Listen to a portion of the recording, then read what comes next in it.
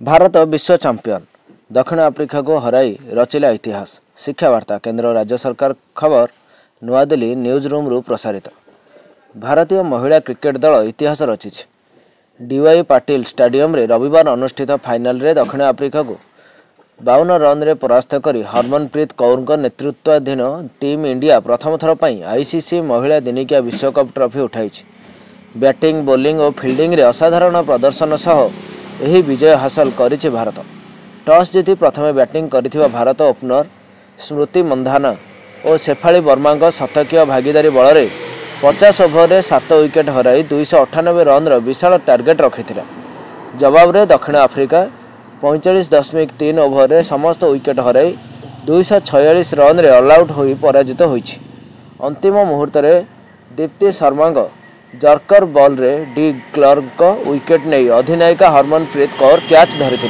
यापर खेलाड़ी माने आनंद रे अधिनायिका निकट को धाई आसीथिले। स्टैंड रे रोहित शर्मा मध्य आवेग प्रवण होइथिबा देखा जाइथिला। दर्शक माने एकजुट होई वंदे मातरम ध्वनि रे स्टेडियम को गुंजरित करथिले। वर्ष वर्षर कठिन परिश्रम और विश्वास फल यही विजय बोली खेलाड़ी माने प्रकाश करिसंती।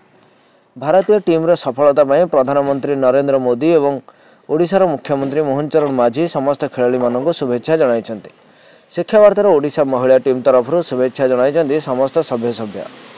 भारतीय महिला टीम रो एभली कृतित्व पर निर्देशक और संपादक श्रीजुक्त हेमंत कुमार शिक्षा वार्ता नुआ दिल्ली खेलाड़ी मानक शुभेच्छा और शुभकामना जणाइबा सहित नारी शिक्षा को गुरुत्व दे समाज में नारी सुरक्षा और सम्मान वृद्धि करने शिक्षा वार्तार मूल लक्ष्य बोली कहिसंति। नुआ दिल्ली न्यूज रूम रो input head Odisha state bureau सह ओडिशा शिक्षा मीडिया मुख्य कार्यालय अस्तरंगरू राज्य नियुक्त अधिकारी तथा शिक्षा प्रतिनिधि संजय कुमार दास, सरकार खबर प्रतिनिधि अजय कुमार पट्टनायक, रूपाली साहू, देवस्मिता मल्लिक, विनोदिनी माझी, सरस्वती सेठी और बद्रीनारायण रथों खेल रिपोर्ट शिक्षा वार्ता नुआ दिल्ली।